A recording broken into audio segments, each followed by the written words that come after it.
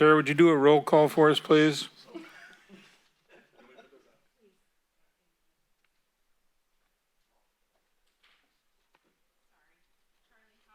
Yes. Here for Mike Ziegemeyer. Yes. We'll pledge allegiance. Matt, will you do it for us, please? Sure. Salute, pledge. I pledge allegiance to the flag of the United States of America and to the republic for which it stands, one nation, under God, indivisible, with liberty and justice for all. Okay. I'll read the public comment portion here. Members of the public will be allowed to address the Feather River West Levee Financing Authority Board of Directors on items of interest to the public that are not within the subject matter jurisdiction of the board. Any member of the audience who may wish to bring a matter before the board that has not been placed on the agenda may do so at this time. However, state law provides that no action may be taken on any item not appearing on the posted agenda. We have a consent calendar. A consent calendar groups together those items which are considered non-controversial or for which prior policy direction has been given to staff that require only a routine action of the board. The chair will advise the audience that the matters may be adopted in total in one motion. However, the board may at its option request that any member of the public consider any matter separately. We have a motion on the consent calendar. I'll make the motion. I'll second it. All those in favor? Aye. Any opposed? Michael, are you going to address the LD1 MA3 annexation, or how are we going to do that? Or Drew, or? I was briefly going to touch on the milestones that have been accomplished, and then Seth will go through the resolution that you guys are approving today. So as part of the MA3 annexation, on May 11th of this year, 2 resolutions were passed. One that included 5,833 acres. It was a sphere of influence change, and the other was the annexation of the same amount of acreage into LD1. Those were both approved by LAFCO. Currently, I think it was yesterday, it was submitted to the Board of Equalization to be recorded. We just got news as in the form of a text a few minutes ago that Matt, your signature was a little light, so they did have to go back for some type of reapproval. Yeah, apparently. My God. It's slightly delayed, but So what do I have to do, go back on them? No, I think they are still moving forward with it. They just had to get confirmation from John Benoit that did take place. Our other major milestone was May 26th at the Central Valley Flood Protection Board. Levee District 1 presented the dissolution of Maintenance Area 3, and that was approved by the Central Valley Flood Protection Board in a 7-0 vote. So Resolution 2023-05 goes into effect August 1st of this year. So we will end up taking over Maintenance Area 3 at that time frame. Seth, are you going to go over item 2? Yeah, when the chair's ready. Go ahead, Seth. Okay, so that's the update of the LD1 MA3 annexation status. So by virtue of everything being completed, all the preconditions have been met. So the recommendation for this item today is to adopt a resolution approving the fiscal year 23-24 budget for the assessment district, and then ordering the levy of the assessments for fiscal year 23-24. The budget in the final engineer's report that was presented last year was the 22-23 budget, and the engineer's report identified that escalation would be the first year's levy would be subject to escalation. The CPI index that we would utilize, the April 2022 to 2023 CPI index would call for an increase of 4.19%. The escalation factor, as you might recall, was capped at 4%. So the most we can raise the assessment for fiscal year 23-24 is 4%. So we're recommending a budget for the assessment of $2,112,546. That would get a portion pursuant to the action that the board took at last month's meeting. The percentages that have been laid out here were the apportionment percentages that were approved by the board.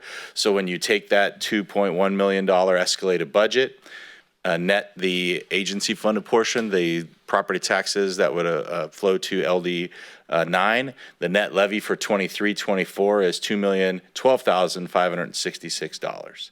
So that would that's the recommended budget for the assessment district, and so that's what's presented before the board today as a resolution approving the levy of assessments for fiscal year 23-24 at this rate. Seth, you're comfortable in the way we meld in MA3 into LD1 and LD9's assessment? Absolutely. I mean, that's was the magic in the secret sauce in the engineer's report. So all the budgets were pulled together. So the $2,112,000 represents the total budget for LD9, LD1, and MA3 services for the full year. Will we be obligated to give the state any money back on FMAP funds, or how's that all work? I think that's a question for the LD1 general manager. I'm not familiar with. Yes, Charlie. In fact, they currently, we just found out that they have a PL 8499 repair fix that has taken place and that should be funded potentially next year. So that's going to be a negotiation with Ally, DWR, and board staff. Thank you, Drew.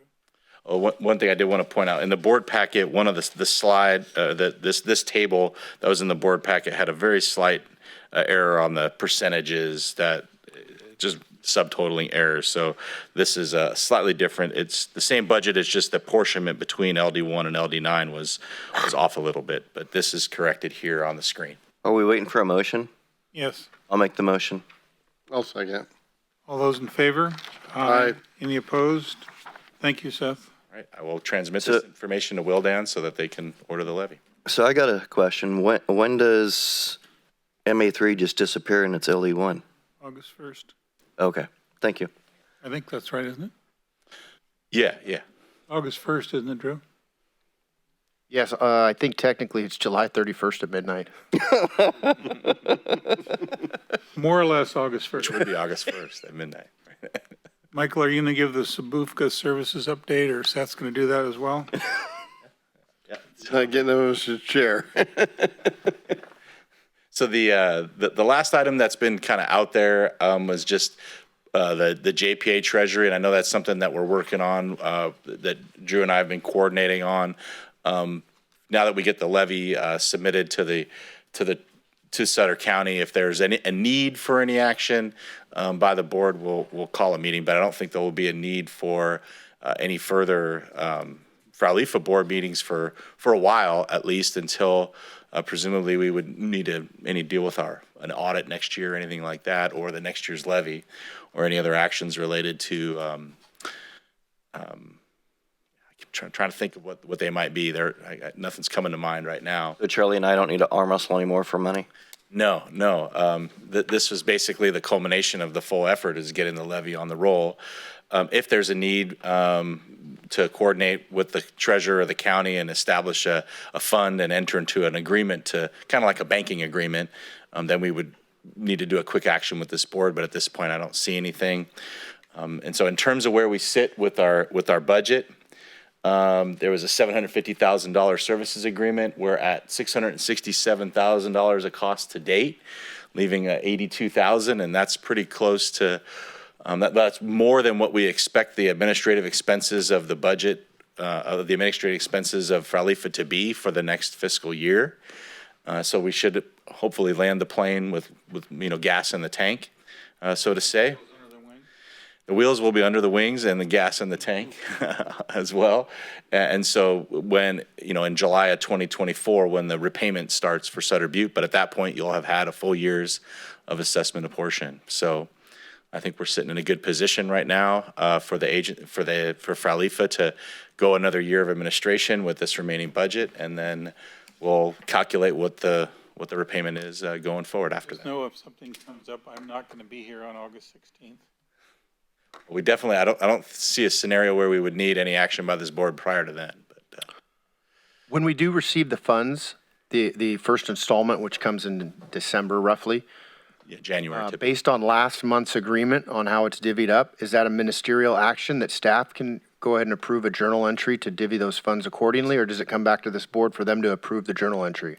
No, that the way that was set up was for, you know, the policy was set in place. So I think maybe that's a question for Andrea. Is there a delegated authority to do it? I punted to you. I believe that's the case. Yeah. That authority is delegated, but maybe we should go back and just make sure in that agreement or in that resolution, but yeah. Yeah, I mean, the first amount of funds wouldn't necessarily be in a, the first use of the funds was repayment to Frwlfa. And then the question is, do we need a board chair approval to the journal entry? But I don't think that was the case. That's not how we intended to set it up. We can just advise the board after the fact that these were the amounts that were transferred. All right. So that concludes the Sabufka Services update. Thank you, Seth. Any objections to adjourn? I'll make the motion. Second. All in favor? Aye.